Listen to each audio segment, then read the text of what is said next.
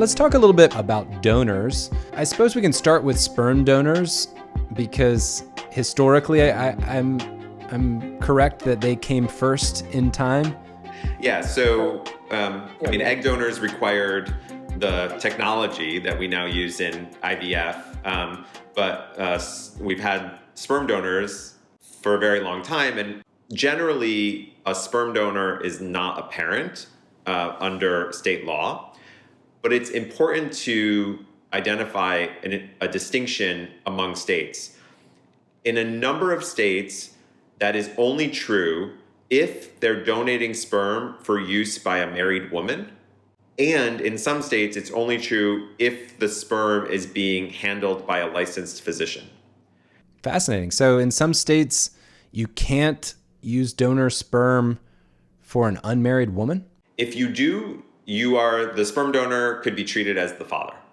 So it is in some ways just a carrying forward of that marital presumption that I talked about, that we are fine with a married man being a non-biological father, but not so fine with an unmarried man.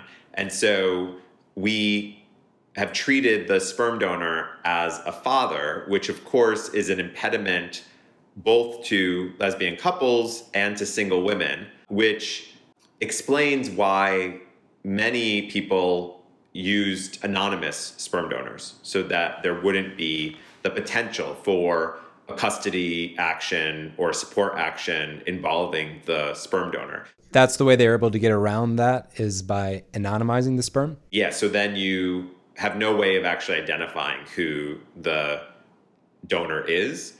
To this day, in some states, a sperm donor, when the sperm is used by an unmarried woman, could find himself to be on the hook for child support. We had a conversation in the past with another law professor about a donor who, because they maintained a relationship with the family, they were then found to be not a donor, but an actual parent. Yeah, so this is an issue where some people actually want the donor to have some involvement in the life of the child, but they don't intend that to be a parent-child relationship. And so we've really made an effort to try and be very clear in the law that a donor is not a parent, and genetic connection is not a basis on which to establish parentage for a donor. Now, that doesn't mean that a donor can't become a parent based on one of the functional doctrines that I talked about. There's a famous California case now involving the actor Jason Patric, in which he was a sperm donor for his on-again, off-again girlfriend at the time, but they were off when he was a sperm donor. And after she gave birth, they were back together. He formed a parent-child relationship. The kid called him dad. And the California appellate court said, he's a sperm donor. He can't establish parentage based on being a genetic father, but he can establish parentage based on holding out the child as his child, which was that's its functional parent doctrine. And so we're going to recognize him as a father based on non-biological criteria. And so that's really the place that law in these more progressive jurisdictions has worked towards. But that requires clarity at the front end that the donor is not a parent based on genetics. So there is an example where a sperm donor changed their mind, I suppose. Are there other examples that are perhaps a little more remote?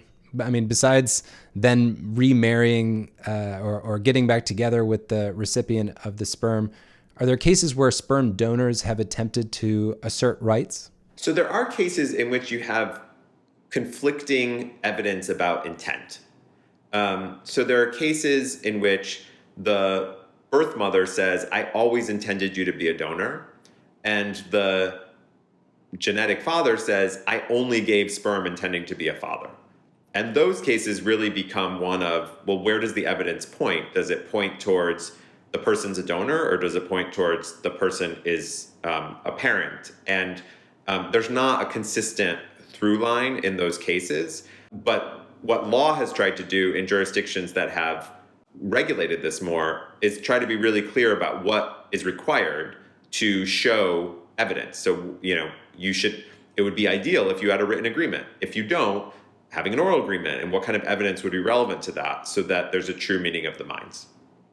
How about with egg donors? I mean, I imagine some of the same legal rules will apply, but since egg donation I can't imagine it being an at-home procedure. How is egg donation different under the law? Yeah, so one thing that you point out is that you can do donor insemination at home without a doctor, which is why those laws that require a doctor to be involved are so troubling. With egg donation, healthcare providers have to be involved. Many states have made clear that egg donors are to be treated like sperm donors and that neither are parents based on genetics. But you still see cases arise about the status of an egg donor.